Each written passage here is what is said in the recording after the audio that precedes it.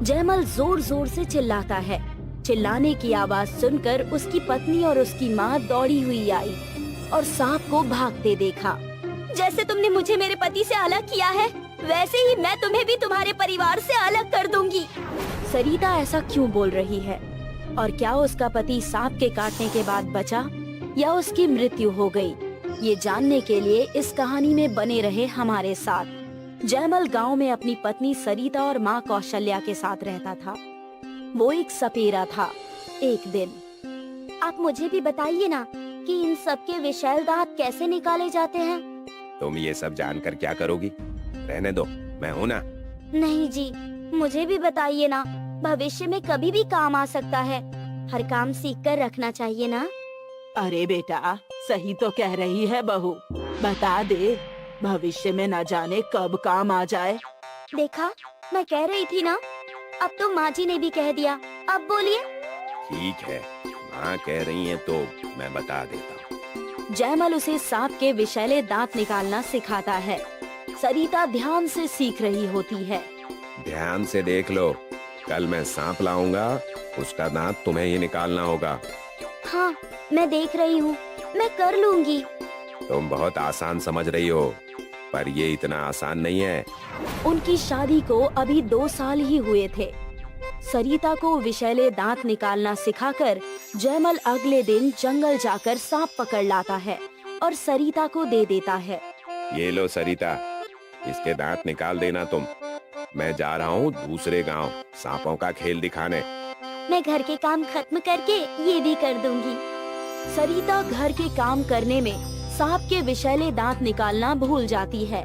फिर जयमल अपने काम से वापस आता है और रात में खा पी कर सभी सो जाते हैं। बहू, मेरे पैरों में बहुत दर्द हो रहा है, थोड़ा मेरे पैर दबा देगी क्या? हाँ माँ जी, अभी आई। जयमल तुम्हें जो काम देकर गया था, तुमने वो कर दिया?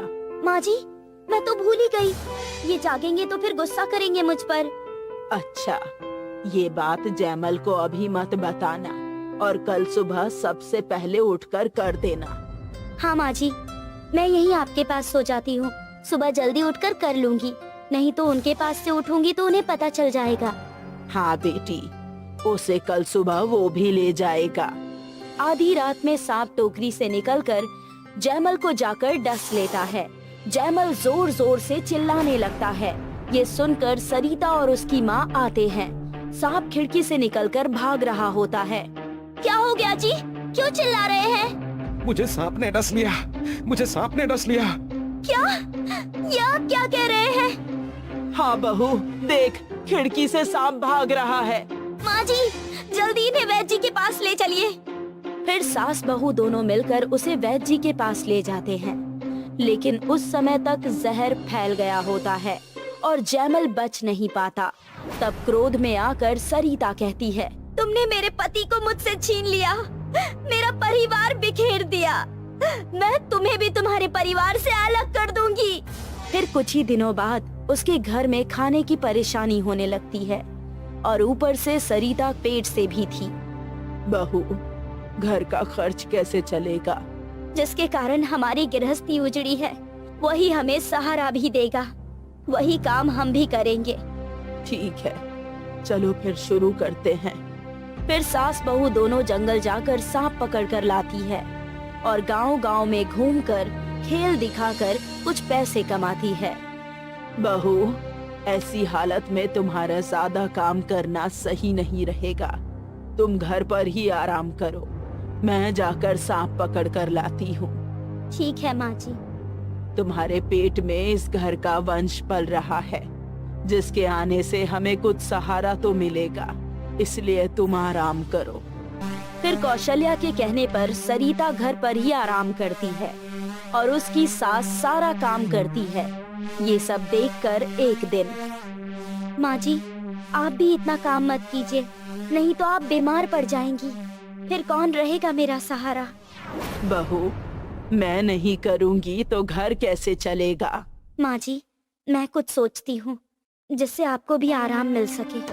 फिर 1-2 दिन तक सोचने के बाद सरिता कहती है, माँ जी, हम सांपों को रखने का एक जाल बनाते हैं जिसमें हर तरह के सांपों की प्रदर्शनी लगाकर लोगों को दिखाएंगे और उससे पैसे कमाएंगे। हाँ बहू, तुम सही कह रही हो। सरिता वैसा ही करती है और ये काम बहुत अच्छा चलता है। उससे अच्छी कमाई भी होती है। फिर एक दिन कौशल्या एक इच्छाधारी नागिन को पकड़ कर लाती है।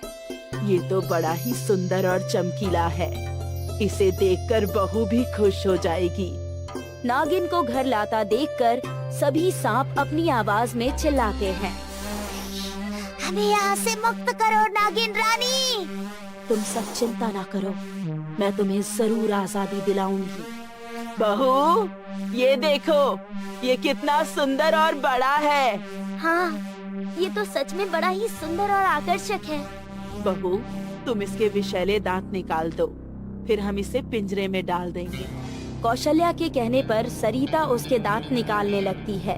तभी वो इच्छाधारी नागिन इंसानी रूप धारण कर लेती है। ये देख सरिता और कौशल्या चौंक जाती है।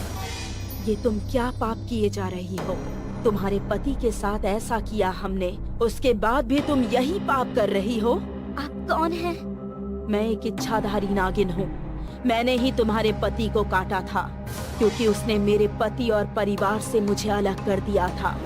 और तुम दोनों भी इन सभी सांपों को उनके परिवार से अलग करके सुखी जीवन बिताना चाहती हो।